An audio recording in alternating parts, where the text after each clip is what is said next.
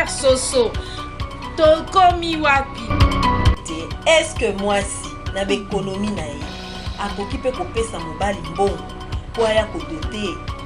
Alors monsieur Papi pour être en mesure de faire quel travail dans la vie? Voilà les raisons. Parce que la plupart des gens, ils parlent, mais ils ne savent pas quelles sont les véritables raisons. Voilà tout pour les sommaires. Mesdames, messieurs, bienvenue à cette revue de presse. Ok, Mbote président Nesti Bonina n'a rappelé la Batou que le président de la jeunesse Safonus Mbote Nayo. Mbote Maman Guzil. Président Toeko Lukayo, Toebi est là vraiment qu'on fonde la monoko pour expliquer Bisope Batou. Oh balingi ba makambo ezoleka. Il y a un Mbote bandi na makambo dynamique de l'opposition président. Toebi na dynamique ezalaki moko. Mais les lots tozomona ba bengi biso na ngambo fa den house toke. Babengi biso na ngambu ya Fonus toye président okebisa batu oyo bazolanda yo lelo ko toyebi yo il faut oyeba yebisa biso dynamique et komimi balé tondenge nini. Bon, merci Ndeko Gudi ya liboso oyo ngana bokene mingi na esika o balobi na lopoto là où les bas blessent. Makambo nyonso wana lobby e bandi mingi la désignation du Premier ministre.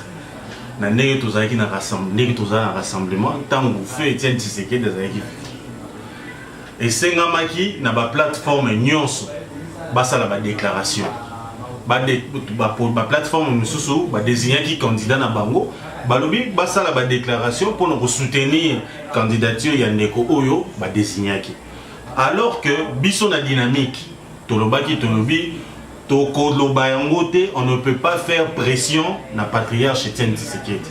Totikeli pouvoir discrétionnaire na ye apona moto moko na kati rassemblement oyoye a désigner premier ministre. Et na cadre wana bandeko mususu ba sepela kité bandeko oyo bazalaka dirigé par les mains invisibles bandeko wana ba sepela kité. Yango monaki babandaki ko telemela modération, il y a Ndeko Gilbert qui a quoi? Mais papa Nesti Gilbert qui a quoi? On a contrat, il y a confiance, il y a dynamique. Nous tenons un mois modération qui est mais le lot papa qui a quoi? Ceux qui ont eu problème, ils ont combien de mois? Té problème est à côté on a té. La modération de nos lobby ils allaient un mois va changer, va quitter la plateforme mususu. Mais réunion et salamaki à l'unanimité. Compte tenu il y a sagesse il y a papa qui a quoi et puis na temps oyo tozana ngoyo il y a décision politique oyo les autres mboka mobimbezo zela afin que tous ala éclairer mboka na biso mona clair na makambo to kene na élection to lobi ndenge tozalaki na makambo wana to désigner papa qui a quoi à conduire dynamique jusqu'à ce que tu réussisses à makambo dialogue afin que tu continues makambo na biso il y a modération tournante. Et puis PV à réunion wana ezali na batu oyo ba créer ki ba désordre mususu bazalaki na réunion ba signaki tozomona problème kuna te. Non, problème ezali parce que surtout lobby que problème est la désignation premier ministre. Il y a un monde où pandi dynamique. Désignation à premier ministre, misusu bazali dirigé par une main invisible. Bazalaki balinga qui était dynamique et ça la déclaration. Tant ou dynamique balobi to ça la déclaration te pour na tokoki ko tia patriarche pression te. To tikeli patriarche pouvoir discrétionnaire naé a pour na moto na kati rassemblement afin que a désigné premier ministre dynamique et lobaki ça la déclaration te bande ko mususu balingaki o baza dirigé par la main invisible bango balingaki modération et kene na bango pour na ba kene ko ça ba déclaration oyo dynamique et lingaki te yango moni ba moni ke baninga ba sepeli na ngote et puis to désigner qui papa qui a comme par consensus azalawana to kumba makambo ti dialogue et là afin que tu continues modération tournante et dynamique. Ce qui n'a pas dit bien donc nanga bona mi balé mutuna mutaza na candidat premier ministre na zo soutenir ya moi carbone balé. Te biso to bi dynamique ezamoko. Dynamique ezamoko et puis dynamique oyo ba remetaka pouvoir na patriarche Tshisekedi a désigné. Mususu wana oyo zo lo biso to yebi ya moté. Madame le président Toro mais la mingi wana te na yebi ki oza politicien ozo beta mona politique nyonso mais tout y a la problématique ya makambo présidence ya conseil national a suivi accord na présidence ya comité de sages à rassemblement oui papa Nesti to solo la na sembo oui tout le monde va aligner ba candidat ebele mais ce qui dynamique eza moko pourquoi na kati ya ba candidature tout le monde ba to dynamique bazata 4 tout le monde Ndeko Fayulu, tout le monde Ndeko Joseph Olenga, tout le monde bazamwa mingi oyo yebi. On a lingi oyebi sabiso. Problème wana ezo uta ndenge ni mutuna nu bakundi te to yebi ke ba accord et sengi que ba kota déjà en place pour la mise en œuvre pour l'application ba accord. Mais pourquoi besoin arriver peut à retrouver solution te. Tout le monde a dit dans ba réunion on a kaka sujet oyo président ça scène ça na ya conseil comité des sages. Bonjour j'aurai la solution te 3 jours durant. Maman sur 7 na maman normalement biso toza ba africain. Soki mutuna tai ya Kondo Etienne Tshisekedi ya kufi avant kusala makambo nyonso il faut na ntolela e tokundi après tozongeli makambo mais papa Etienne Tshisekedi azali na combat ou azali ko mener combat wana vu que a tikele biso nzela ou atrasaki pe to komi na suka l'opinion ainsi que toute la base avait jugé bon pour na kolela avec honneur tout silisa, tout achevé dialogue oyoye à Morsaki. Parce que même au départ au Rokanisa, tant mon papa Tshisekedi a bisara biso to dialogue, quand na biso même na kata rassemblement na ebele ba sepela raté. Mais tellement za muto makanisi ebele makanisi fanda aye ko convaincre to ko mona bien fondé ya ko kende dialogue wana ya mona ki to sangana ki biso nyonso to ke dialogue. Et makambo ozolo ba wana ya ba candidat ebele ba mama opposition ndenge moni wana ezana makambo ebele.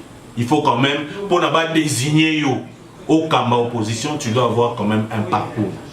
Ben na kati opposition pour na désigner président conseil des sages. Beaucoup ko pona quand même plus grand comme diviseur té.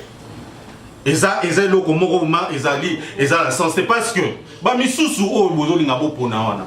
Bango mutu bazatang bazalaki na kati ya Assemblée nationale wana bakendaki ko modifier constitution balongoli nini makambo ya vote ko ezalaki na 2 tours ba ramener ngo en 1 tour pour na kotailler à juste mesure na ba intérêt na bango kaka bango wana vers si je ne me trompe pas vers 2006 2007 ba opposition mutozaki majoritaire na Assemblée provinciale.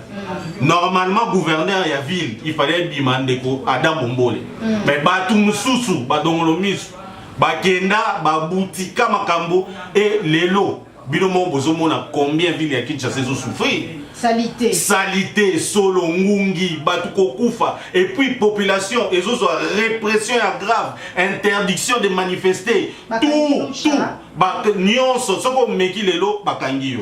Pour la nini parce que ba misusu ba kendaka ko comploter afin que ba teka gouvernorat ya mboka ya Kinshasa oyo ezali ko sala biso pasi yotali lelo tozalaki na meeting ya ndeko papa Tshisekedi na juillet 2016 a salaki awa mongo oya organisation ezalaki na maboko ya bato misusu tant ba sala organisation ba mongo misusu etikalaki mais lelo to banda ko senga mongo etikali ti lelo mongo mona na raté. Tant transparence na gestion ezalité muto bongo neye nini boku utaye akamba bato belé le quoi rassemblement o bazali ko incarner volonté ya peuple congolais mobimba. Merci président Nesti to zonga kana mamba rassemblement est une structure monnaie je crois que naissance na utaki après Jeanval oui ba oti Jeanval bazongi mais moi je me pose la question de savoir une grande structure comme le rassemblement est-ce qu'il n'y a pas des textes qui disent quoi après peut-être liwa ya président eza garantie na ba texte to et oui pour sala nini parce que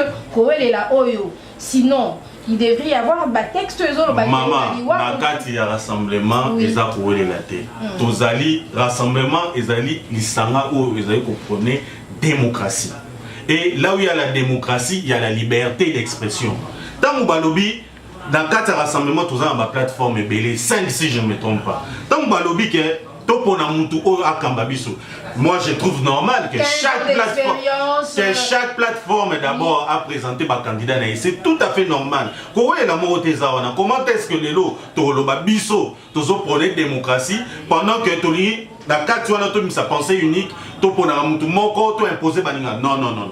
Rassemblement ezali liberté d'opinion, liberté d'expression, ezali ba valeur démocratique oyo Papa Etienne Tshisekedi d'Atikel Bisso. C'est tout à fait normal quand il y a un poste vacant que Batunion Soba est à la course, mais Tolingi désignation est à la loyale. Tolingi Bitumbawana est à la loyale. Topona bateau te bazali ba diviseur. Bateau bazali ko mema mupepe mabe.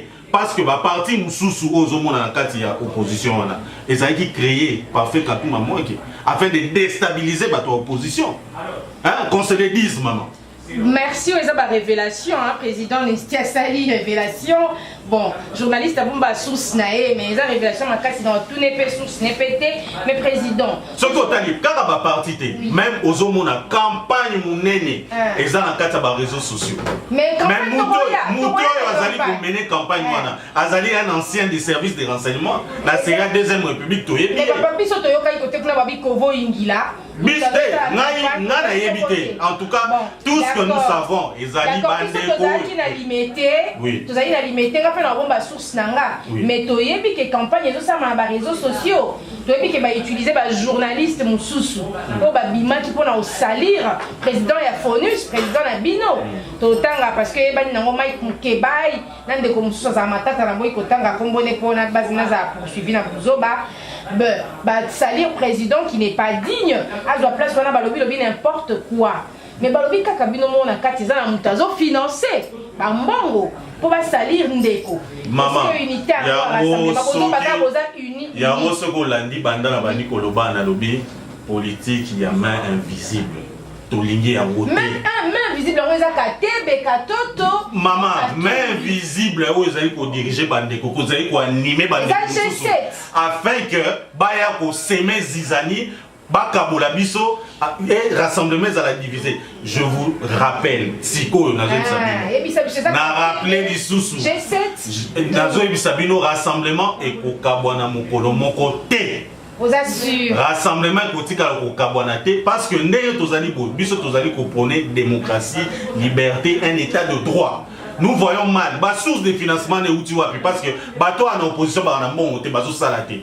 Tozo combattre le régime où ils allaient en place. Nous ne combattons pas les individus, nous sommes tout un régime. Et puis mbongo bazo ya nango a fait que ba somba ba la politique politique bonapartiste. Ya ko somba ba conscience ya batu. Eza malamu te maman biso na rassemblement tozali unis, tozali ko combattre le système, toyebi ke tokolonga afin d'établir un état de droit. Oyo Kondo Etienne Tshisekedi Atikel Bisso. Madame le président Nesti, alors que cache l'arrivée à Katebe Katoto aussi rapidement comme ça, Tshisekedi n'a pas condamné Bazaba camarade. Maman, Katebe Katoto, si je ne me trompe pas, Azaï à Kinshasa, il y a de cela 3 mois. C'est un citoyen congolais libre comme Yonangaï. Je vois mal au comment se questionner. Ceux qui m'ont dit Libanda, Azongi Nambokanaï, au comment poser ma question. En tout cas, à ces sujets, moi je trouve normal qu'il y ait des Azongi Nambokanaï. Et puis il vit, il fait sa vie. Parce qu'une certaine opinion croit fermement qu'il est venu pour prendre en fait le poste de Premier ministre. Non, Ndeko Gudil. En tout cas, wana marambo opinion zoloba selon yo. Biso toyo ki amote.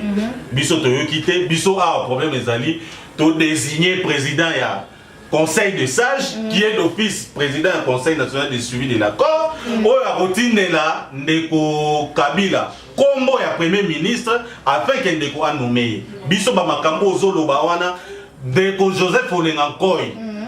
Il faut soutenir candidature. Pourquoi? Parce que dans tous les grands rendez-vous il y a Mboka Oyo.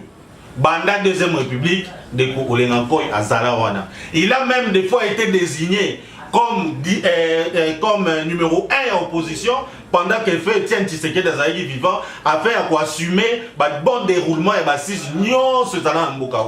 il a une expérience compte tenu de sa sagesse, de l'expérience pour la biso tomoni, il faut mutu moko ya boye afin que un rassemblement tout qu'il y ait une élection démocratique, crédible et transparente.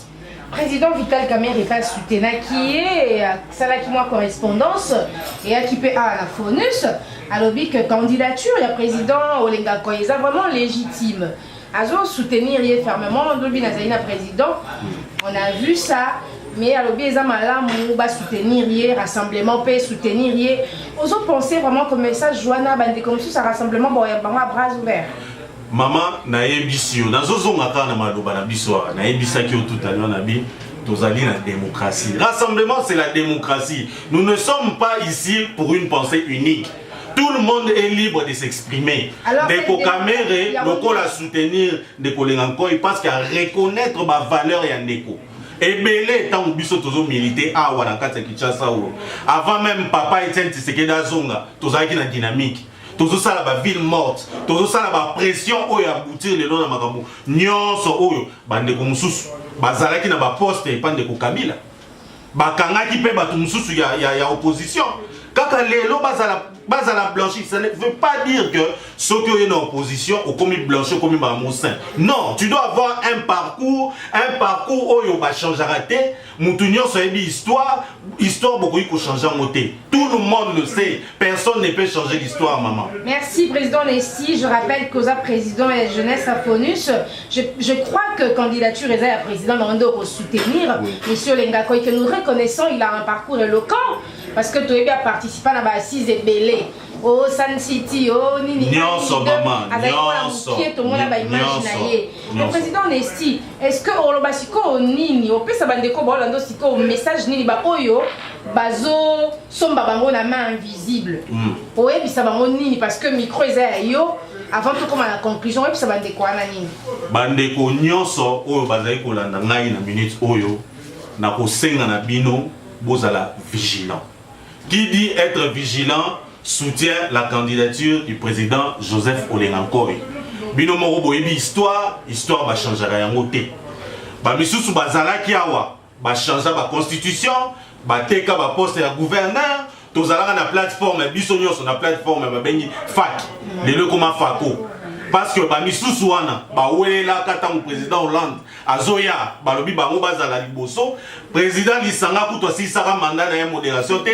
Bakati balobite yango moni bandeko babenanaka tokoma na fako oyo eza présidé par ndeko président Ingele tolobi président Olenga boyebiye banda bo mwana ndenge abundi pour l'instauration d'un état de droit, un état démocratique boyebi bakomanya soit mené par rapport à l'histoire, par rapport à son parcours, na sengi na bino nyonso o bozali kolandanga na kati ya mboka libanda bo soutenir ndeko Joseph Olengankoy afin que accord o to signé et aboutir na élection et tozwa alternance o ezali combat to mené pendant longtemps na kati ya mboka na biso. Je vous remercie maman. Merci président Nesti Zake Senghor na biso to yambayo. Merci na ba internet nyonso ba Olanda yo na Congo Lokole na EDTV na Changu TV na Congo Direct Info. Je crois que message est l'équipe malamu kimia boboto o mabota mabino pe merci la président Nesti. Merci beaucoup.